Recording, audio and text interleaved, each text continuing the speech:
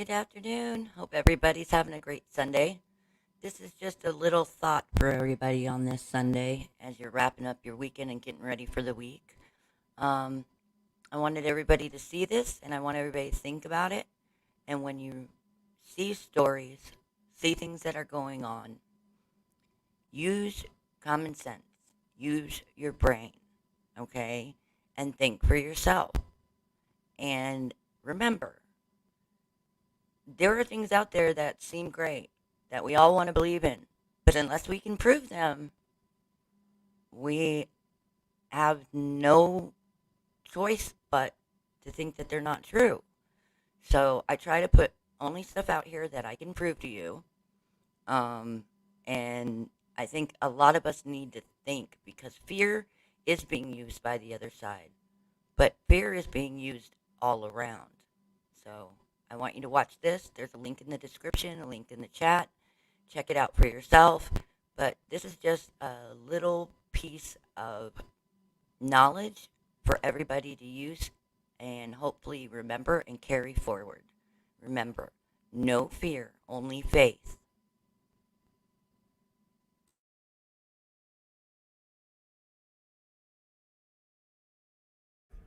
Fear is one of the most powerful human emotions. While highly useful in situations where threat of immediate harm exists, it is the most debilitating and dangerous of emotions when present unnecessarily. In this video, we will examine how fear can be used as a tool to manipulate others, and how those in positions of power, past and present, have effectively used fear to control certain aspects of society. Humans, especially since the Industrial Revolution, have become increasingly protected from the dangers that our ancestors faced in relation to the natural world. But as mankind's fear of nature and the elements has fallen, in its place many other fears have come to fill the void. Some of these fears have arisen in response to real threats, but many have been in response to things imagined, as the Stoic philosopher Seneca pointed out. There are more things likely to frighten us than there are to crush us. We suffer more often in imagination than in reality. While some of these imagined fears are of one's own making, many are the consequence of narratives created by those in positions of power. Individuals looking to take advantage of and manipulate others have long realized the power of fear. When one is gripped by fear of a threat, real or imagined, their rational and higher cognitive capacities shut down, making them easily manipulated by anyone that promises safety from the threat. No passion so effectually robs the mind of all its powers of acting and reasoning as fear, wrote the 18th century philosopher Edmund Burke. Ruling classes for thousands of years have understood the power of intentionally invoking fear in their subjects as a means of social control. Henry Frankfort, in his book The Intellectual Adventures of Ancient Man, noted that between 1800 and 1600 BC, a fear psychosis spread through ancient Egypt, precipitated by the invasion of foreign rebels hungry for power and conquest. Initially, this fear psychosis was justified by a real threat. Yet even when these foreigners were successfully driven far away from Egypt, the ruling powers sought to artificially maintain fear among the population, realizing that a fearful population is easier to control than a fearless one, as Frankfort explained. The common desire for security need not have survived after the Egyptian Empire extended the military frontier of Egypt well into Asia and thus removed the peril from the immediate frontier. However, it was a restless age, and there were perils on the distant horizon which could be invoked to hold the community together, since unity was to the advantage of certain central powers. A fear psychosis once engendered remained present, and there were forces in Egypt which kept alive this fear psychosis in order to maintain the unified purpose of Egypt. The artificial construction and maintenance of fear in a population by a ruling class has remained pervasive from the time of ancient Egypt up until the modern day. Oppressive governments often maintain their grip on a nation by continually invoking fear, and then proceeding to claim that only they, the ruling powers, have the means and ability to protect the population from such a threat. The whole aim of practical politics, wrote H.L. Mencken, is to keep the populace alarmed and hence clamorous to be led to safety by menacing it with an endless series of hobgoblins, most of them imaginary, John Adams, one of the founding fathers of America, echoed this sentiment, writing, "Fear is the foundation of most governments." While there are numerous tactics and strategies that have developed over the centuries to effectively exploit the public through fear, two of the more powerful and efficient are the use of false flags and the implementation of propaganda via repetition. A false flag can be defined as a covert operation, designed to deceive in such a way that the operations appear as though they are being carried out by entities, groups, or nations other than those who actually planned and executed them. In his book Feardom, Connor Boyack provides a nice explanation on the effectiveness of false flag attacks for those looking to institute social control. Physical attacks lead to a corresponding increase of trust in political leaders and submission to them. This effect is likely the same whether the attack be a surprise, known to political leaders yet allowed to happen, or directly orchestrated by these same leaders who stand to benefit from the increased trust and submission. False flag operations are used because people generally do not have access to the details, so they are prone to rely upon what they're told and thus are easily deceived. People will, for the most part, believe what they are told in times of crisis, and so government officials, whether their motives are good or evil, capitalize on or completely fabricate the crises.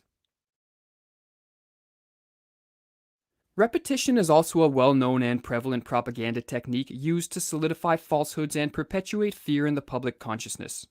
By repeating specific phrases and warnings, and displaying particular symbols and images over and over through various mediums, those in power are able to paralyze entire populations with a fear psychosis. The Nazi propaganda minister Joseph Goebbels was well aware of the power of repetition in cloaking falsehoods in a garb of truth, stating, "It would not be impossible to prove with sufficient repetition and a psychological understanding of the people concerned that a square is in fact a circle. They are mere words, and words can be molded until they clothe ideas in disguise." George Orwell, in a related manner, viewed political language as largely a form of propaganda designed to deceive people, as he wrote, "Political language is designed to make lies sound truthful and murder respectable, and to give an appearance of solidity to pure wind." The technological advances of the last century have given those in power the ability to propagate their narratives and engage in fear-mongering to an extent never before seen in history. However, despite the unnerving situation we find ourselves in, there is an antidote to the power of propaganda and fear-mongering, that being knowledge. Plato rightly stated that ignorance is the root of misfortune. And as long as we remain ignorant of the fact that all too often, those who claim to protect us from fear are actually manipulating our fears for their own benefit, then we will be contributing to the misfortune of the world through our ignorant compliance. The philosopher Voltaire stated that those who can make you believe absurdities can make you commit atrocities. To avoid being an individual who can be convinced of absurdities, one must become an active truth seeker, instead of the all-too-common passive propaganda receiver. An important step in becoming an active truth seeker is the realization that when evaluating the claims of those in power, skepticism is warranted and even necessary. Very often those who rule do not have the best interests of the public at heart, for as Alexander Solzhenitsyn put it, "Political genius lies in extracting success even from the people's ruin." The reality is that most of us are not in a position to single-handedly change the world, but we can at least try to rid ourselves of the unnecessary fears which are the fuel for so much hate and destruction in the world. In fact, taking responsibility for one's actions and the beliefs that motivate such actions may be the most important thing one can do when faced with the prospect of an oppressive government. For as Stanley Milgram noted, the disappearance of a sense of responsibility is the most far-reaching consequence of submission to authority. And furthermore, might there be truth to the comment by F.A. Harper that the man who knows what freedom means will find a way to be free? At this point, some may be thinking that while the use of fear by those in power certainly contributed to horrible situations in the past, most notably in the totalitarian states of Russia, Germany, and China in the 20th century, Western nations of the present are far from approaching a situation so dire. Hopefully this is true, but it is important to realize that those who have lived through the rise of oppressive governments have seldom realized the perilous situation they were in until it was too late. We will conclude this lecture with a fascinating but ominous passage from the book They Thought They Were Free, which is based on interviews with normal Germans who lived during the Nazi regime. The following quote comes from one of the Germans interviewed, where he discusses why he thought that more ordinary Germans didn't take a stand against the rise of the Nazi government. One doesn't see exactly where or how to move. Believe me, this is true. Each act, each occasion is worse than the last, but only a little worse. You wait for one great shocking occasion, thinking that others, when such a shock comes, will join with you in resisting somehow. But the one great shocking occasion when tens or hundreds or thousands will join with you never comes. That's the difficulty. If the last and worst act of the whole regime had come immediately after the first and smallest, thousands, yes millions, would have been sufficiently shocked. But of course this isn't the way it happens. In between comes all the hundreds of little steps, some of them imperceptible, each of them preparing you not to be shocked by the next. And one day too late your principles, if you were ever sensible of them, all rush in upon you.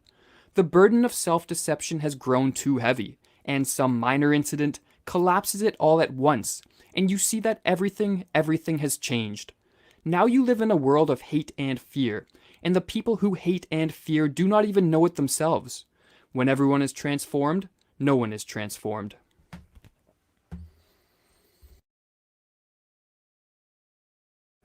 Fear is one of the most... All right, guys. So that's a lot to chew on.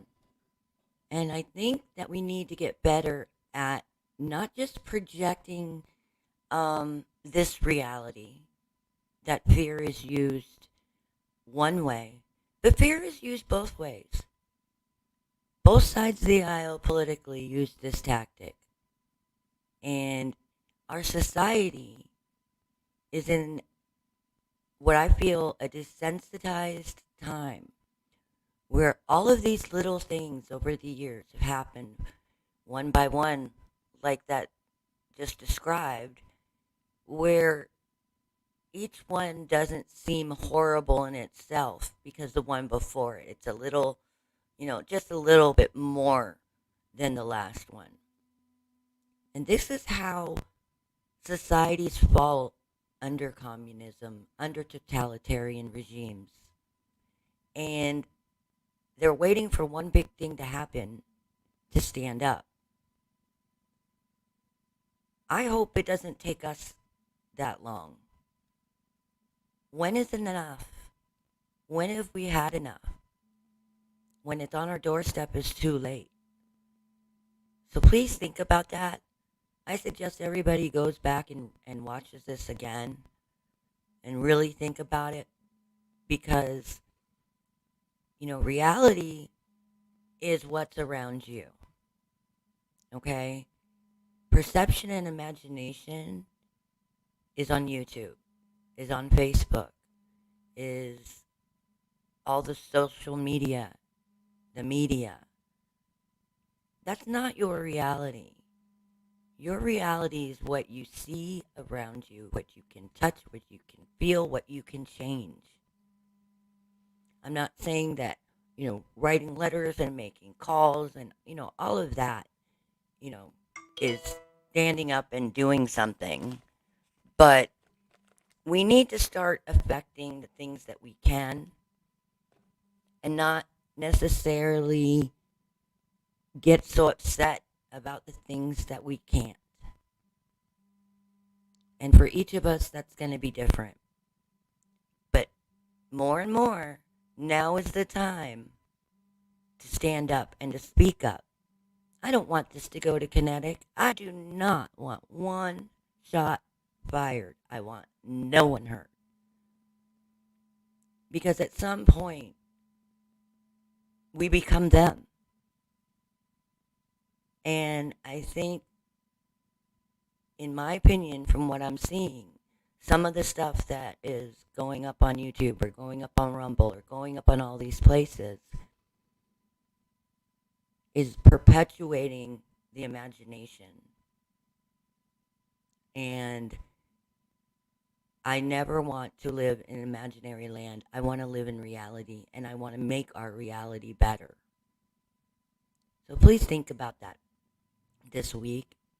Pray. Only one person knows a real plan, and that's God. So trust in Him, but take responsibility for yourself, for your surroundings, for your reality. I'm here, and I love each and every one of you. And if I could change the world for you, I would in a heartbeat. But all I can do is share my thoughts with you and change what's around me. And sooner or later, we do that. Those lines of change will come together and meet. And that's how you really change the world. So enjoy your Sunday. Have a great week. I love each and every one of you. Be blessed.